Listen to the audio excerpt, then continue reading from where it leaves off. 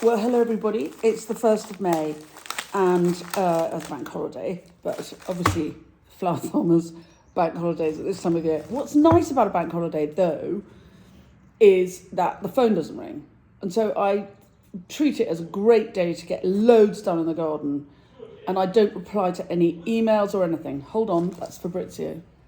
Right, so what I'm doing is I'm going to sow some more annuals, 1st May.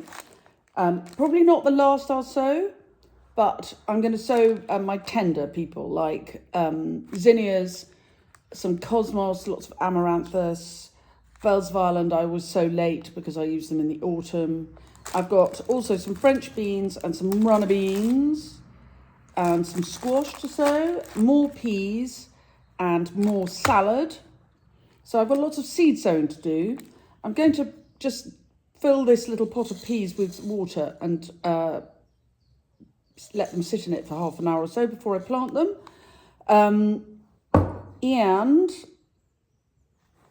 so here are I'm making up pockets. I always wear an apron, always, because for many, many reasons, but one of them is, look at the pocket action. So the seeds go in one side before they're sown, and as the packets empty or are used up, they go in the other side. I need a pencil to write on the pots what I've planted. I need a pen to write on the packet when I sowed them.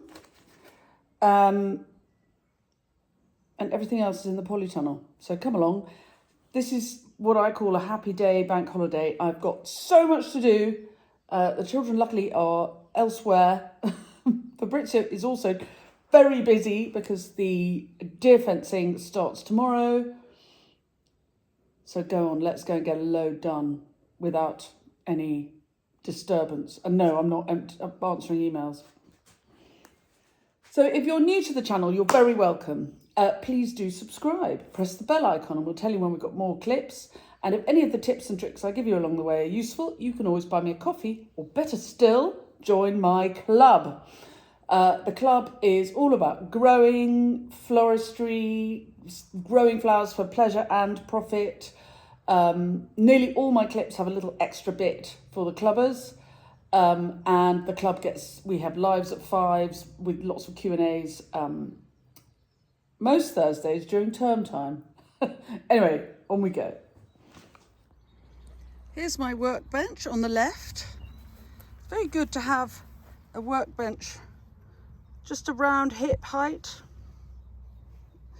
This is a little low, so that you can work standing up for long periods of time. Very fancy pants. Normally I have Silver Grow all-purpose, but Fabrizio, in a fit of spending money, bought John Innes level, but we'll use it up.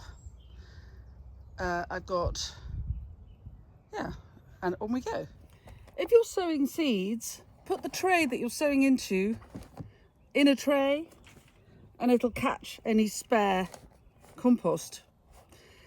So there's less clearing up, less waste, faster, all of the above. Right, I'm going to take some dahlia cuttings. Very late, it's the 1st of May. I would have hoped to have taken them a month ago, but we've had a very cold spring. I think probably not unusually cold, but probably cold like the olden days, as in 10, 15 years ago. And so we're all used to having very warm, balmy springs and getting ahead. But I don't think it's such a bad thing, because everything will be everything will be slower and everything will catch up.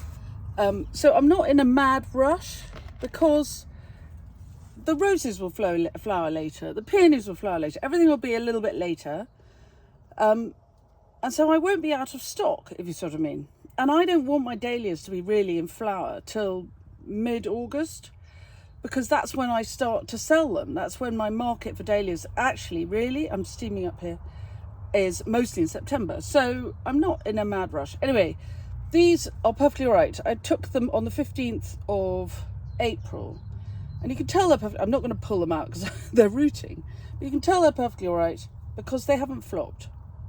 they look like they're growing. They look really healthy. So this is Franz Kafka, taken on the 15th of April. I now have masses more 2 weeks later. So I'm going to take a load more dahlia cuttings. Probably that'll do me. Whatever I get today will be enough. Probably. We'll see.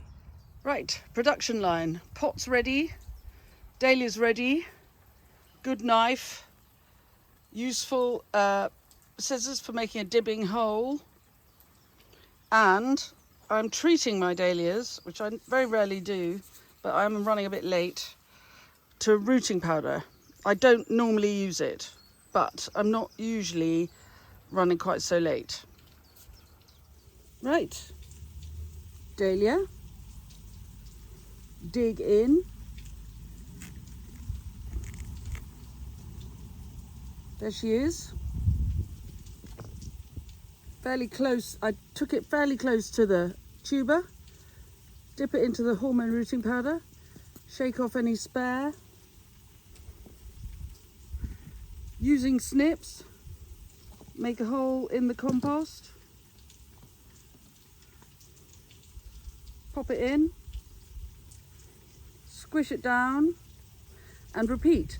I will take off quite a lot of this leaf action because it'll flop, and I will take out the growing tip so that it spends time, it concentrates on rooting. So look.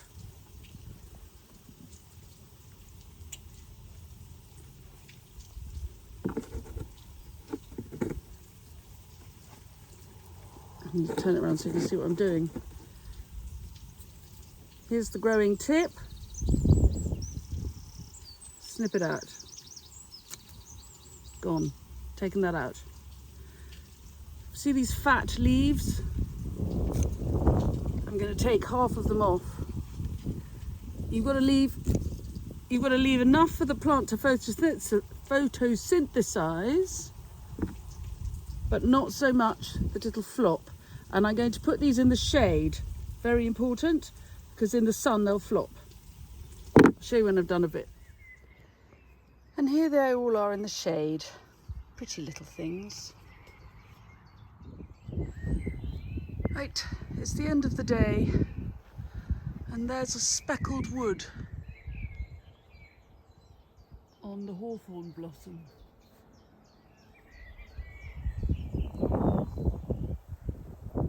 How's that?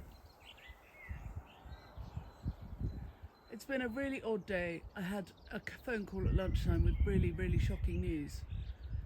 And I'm so lucky that I can spend the rest of the day in the garden, working, doing paid work, with the sound of the birdsong and butterflies, while I absorb what's going on in the world.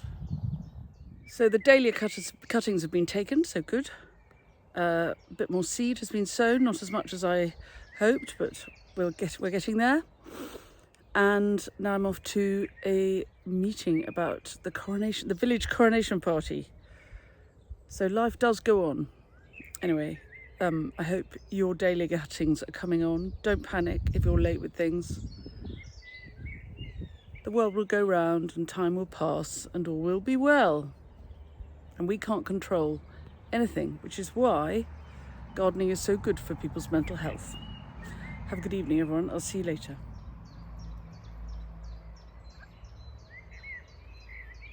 And you know how there's always lots of birdsong here? Here's another top tip. Another friend of mine, Lorraine, who was here helping with the wedding at the weekend, has got me onto a thing called a Merlin Bird ID app. And I cannot recommend it more highly, because if, like me, you love the birdsong but you can't tell what each bird is, then you can download this app and walk around your garden and listen, and the app will tell you who is singing as you go. It's extraordinary.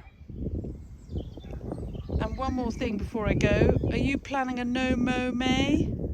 What you can do is mow a path around a section of grass, which you can then leave, and that gives the area an intended look, because I appreciate some people don't like the untidiness. And then, yes, I know I planted these dahlia narcissi, but the bluebells have come on their own. And if we mowed, we wouldn't know that. We wouldn't have them.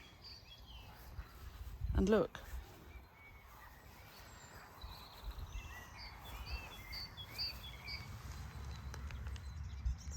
So if you considered not mowing a patch of grass, not necessarily all of it, who knows who you might find living there.